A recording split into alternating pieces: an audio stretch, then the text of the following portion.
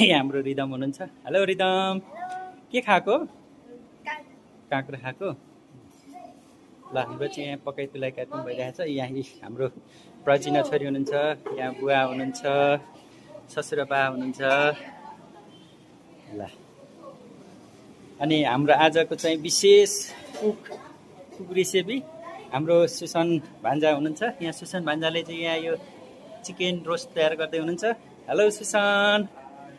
ल प्रिपरेसन यहाँ चिकन यो तयार भयो अनि यहाँ चिकन तयार हुँदैछ। हाम्रो मेरो माइलो भिनाज हुनुहुन्छ। यहाँ माइलो भिनाज चाहिँ बफ मिटको लागि चाहिँ एकदम पर्फेक्ट हुनुहुन्छ। यहाँ बफको लागि तयार गर्दै हुनुहुन्छ बफ मिट। आज हामी सबैजना चाहिँ भोजको तयारी गर्दैछौँ। अनि यहाँ मेरो बुढी बुढी के गरेको हो यो? के हो यो? सरसफाइ के हो यो? मिक्सर हो। ल ठिक छ। ल आज मेरो बुढी पनि यहाँ कुकको काम गरिरहेको छ। यस्तो हुन्छ है यो चाहिँ यो छ्याङ हो, घरमै बनाएको। यहाँ भाउजू पनि हुनुहुन्छ। ल ल नमस्ते। भाउजू पनि हुनुहुन्छ। नमस्ते। ल सबैजनालाई स्वागत गरेको छ। यहाँ हाम्रो गृहमन्त्री यता हुनुहुन्छ। गृहमन्त्री के छ गृहमन्त्री जीको हालखबर यहाँ है गाई चाहिँ यो चाहिँ हाम्रो चाहिँ चामलबाट बनाएको घरकै नेचुरल छ्याङ हो है। अनि यो प्राउन पनि छ है गाइस। ल प्राउन पनि छ। हाम्रो नेवारीहरूको चाहिँ विशेष परिकारमा चाहिँ यो अचार चाहिँ विशेष रहन्छ। यो अचारमा चाहिँ गाजर अनि त्यस पछाडि यो मुला। ल मेरो गृहमन्त्रीले यो भन्दै हुनुहुन्छ यो अचार कसले बनाएको? ल भन्नुहोस् त। ल ल ल भनिदिनु त भनिदिनु। यसमा के बना हुन्छ? अनि हालेर है एकदम तगडा हुन्छ। ल ल धन्यवाद। यो चाहिँ छ हाम्रो आलु काउली। अनि यो बोडी छ यो भटमास, हाम्रो मुसिया भन्छ नेवारी भाषामा। यो चाहिँ भटमास, कालो भटमास र यो चाहिँ लसुन छ, लसुन हरियो लसुन। अनि त्यस पछाडि हाम्रो चाहिँ विशेष नेवारी भोजमा चाहिँ छैला चाहिँ एकदम अनिवार्य हुन्छ। छैला यहाँ चाहिँ छैलामा चाहिँ लसुन छ, त्यस पछाडि लसुन हरियो लसुन र छैलाको तयारी भइरहेको छ।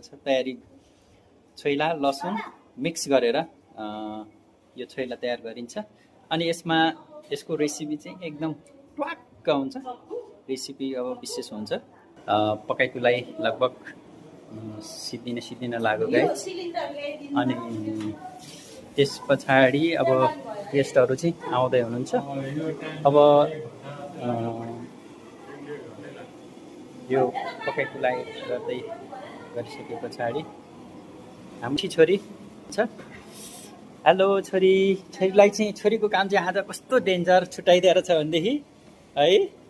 ल ठिक छ। ल धन्यवाद। काँक्रो सलाद, काँक्रो गाजर मुला विशेष छ।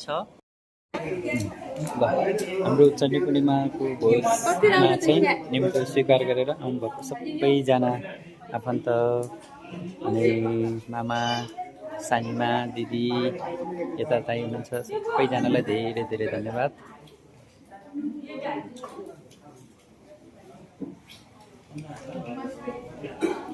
हाम्रो सबैभन्दा छोटे डन यहाँ छोटे डनले के खाइरहेको छ? आहा तपाईँले के खाएको यो छोरी? जुस खाएको। जुस धेरै खानु हुँदैन हस्। धेरै जुस खायो भने के हुन्छ छोरी? पेट दुख्छ।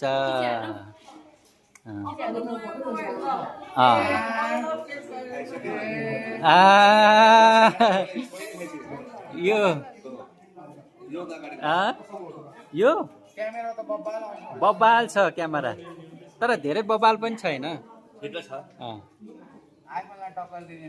आइफोनलाई त खासै छैन होला। हाम्रो आज भोजको चाहिँ लिडर हाम्रो सुसन भान्जा कान्छो भान्जा हुनुहुन्छ। यहाँ भान्जी पनि हुनुहुन्छ, भान्जीले पनि हेल्प गर्नुभएको छ।